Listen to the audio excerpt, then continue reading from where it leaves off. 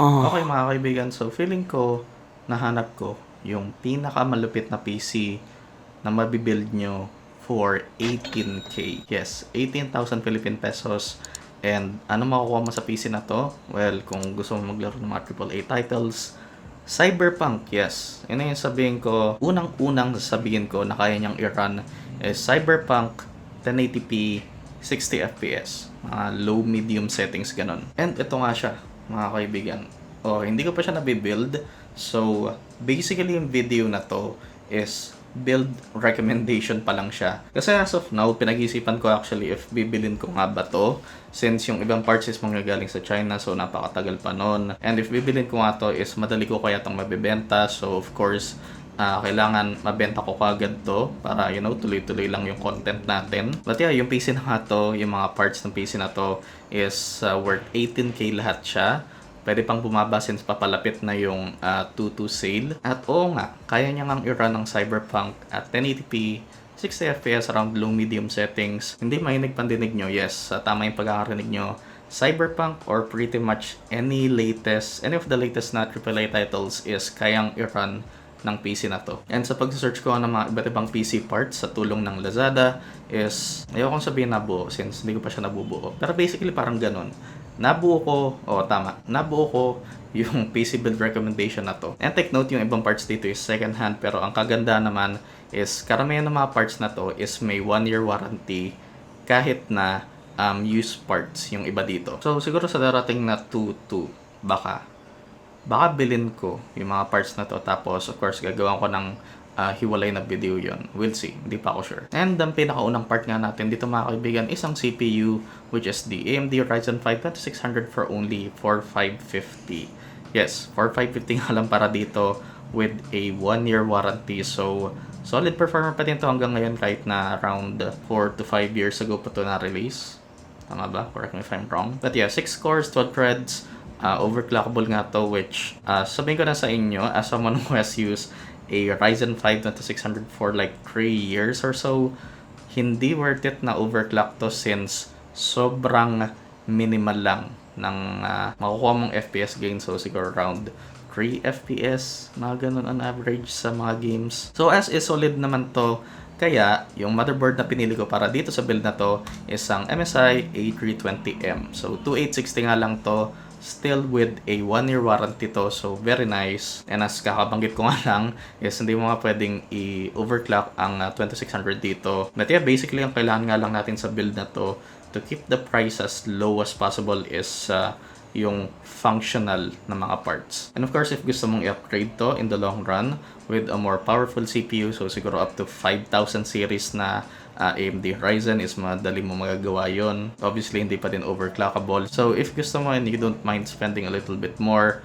actually by the end of this list ko na lang sabihin yung mga optional parts na pwede mong bilhin if gusto mong pagandahin basically yung build na to. Of course, spending more money. And ang sunod naman natin is ang Ramsta na 8GB stick ng DDR4 at 3200 MHz. So, yes, napakamura neto for a single 8GB stick. 1324 nga lang to with a 30-day return to.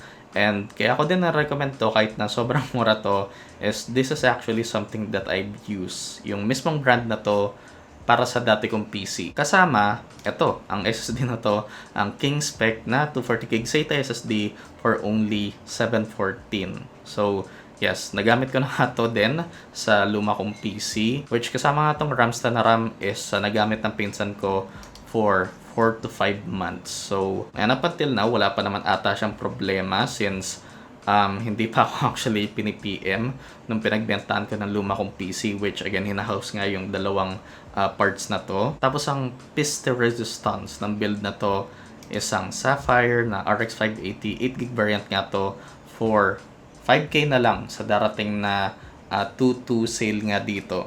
So currently 5599 siya.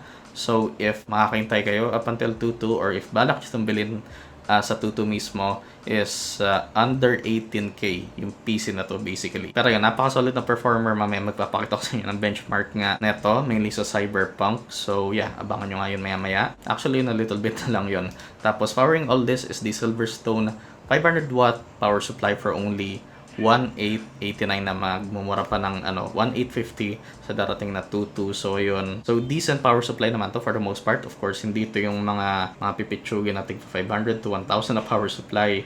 So ito talaga yung aspect ng build sa kahit anong PC build na wag na wag niyong titipirin. Kung nagsasabi sa inyo, kung palagyan na natin na bumili kayo na mapipitsugin na power supply and siguro okay pa sa inyo is over time baka pagsisiyan nyo yun. So yun, tapos housing all the parts is the Rack Naya for only $795. Legit, hindi ko alam na gumagawa pala yung rack gears ng case na $795. Although sa pagkaalala ko ata dati, yung rack panas way back in 2016-2017 nata yun is around this price din. Actually, ngayon ko lang napansin, wala palang kasamang fan nito. So, siguro mag-add ka na additional 160 to 200 for a front, so intake and exhaust fan, and you're good to go na. Or baka may mga lumang case fans ka dyan na lying around, or actually kung meron kayong extra case pala sa bahay is of course hindi nyo na kailangan itong bilhin, and significant din yung matitipid nyo. Parang optional na to, yung case na to, obviously if may extra case kayo lying around sa bahay nyo. And if balak nyo nang bilhin lahat yung parts na to bago mag-2.2 is actually a little over 18k magas mo, pero nevertheless 18k pa din naman. So, highly suggested ko sa inyo is ilang araw na lang is bilhin nyo na lang to if gusto nyo gusto nyo ng malupitang PC na kayang i-run ang kahit anong AAA title, and actually decent na din to na respectable performer na din. If gusto mo din mag-edit ng videos and content creation, ganon, is solid yung PC na to. Pero ito nga sa 2.2 is magmumura pa nga ng yun, 600 pala. Yung Sapphire na RX 580 8GB variant nga to. Tapos if you don't mind spending significantly more sa better parts, ito may Gigabyte B450M dito for only 4K, so 3,995, 1-year warranty. Ito naman highly suggested ko if kaya nyo is kahit ito na lang actually baguhin nyo sa mga na-recommend ko, ang Seasonic S12 3. Wait, S12 3? Basta yun, 650W na power supply mula sa Seasonic. It's not the prettiest, non-modular siya, pero maganda dito is black yung cables niya, so very nice. And of course, maganda na din maging parang upgrade path mo dito.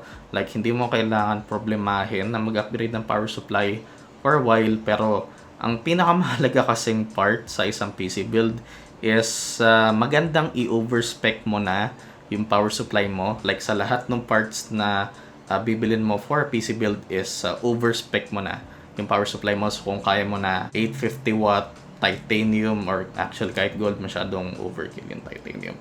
Pero yan, kahit gold ganon is you're good to go for a really long time. Tapos of course for extra storage, as most likely mabibitin ka sa storage niyan, as ang nirecommend ko nga is 240GB lang na SSD, is ito nga ang Seagate Barracuda 1TB na hard drive for only 2,150. And ito na nga ang pinaka-iniintay na lahat, is ito na nga tayo sa benchmark part ng video na to. And shoutout nga kay RX 580. Legit, RX 580 yung pangalan ng channel niya, so shoutout sa'yo para sa benchmark na to. And nakita niya naman sa title ng video niya, easy 60fps sa Cyberpunk 2077. So kahit ano pa man na gusto mong iba to dito at 1080p is kayang i-run. Although sa most ng mga laro na yun is kailangan mong ibaba yung graphic settings, so siguro medium, low, ganon, and you're good to go para sa 1080p 60fps nga. Or baka more than that pa sa mga more optimized na games. So yan, combination to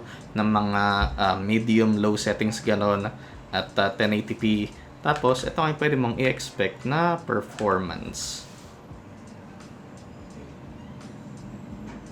So ililink ko na lang yung video na to sa description ng video na to para mapanood nyo fully yung benchmark niya. Pero yan, basically solid naman siya na 60fps. Umabot siya ng high 50s, which is basically sabihin na lang natin na 60fps nga yun. But as of now, pinag-iisipan ko nga if i-build ko nga yung PC na to, or bibili ko yung mga parts na to, since again, pinag-iisipan ko nga if mabibenta ko ba kagad siya.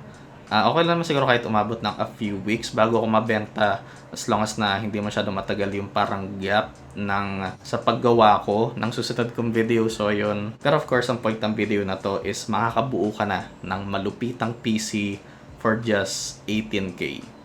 Yes, 18K. Take note, ito lang yung system unit or yung CPU as most Pinoys like to call it. But yeah, that's gonna do it for now. Hopefully nakatulong naman to sa inyo. Leaving a like is the easiest way to support the channel. Consider subscribing if you like my content and turn on notifications for all so you'll be updated on my latest videos. Thanks for watching and I'll see you guys in the next one.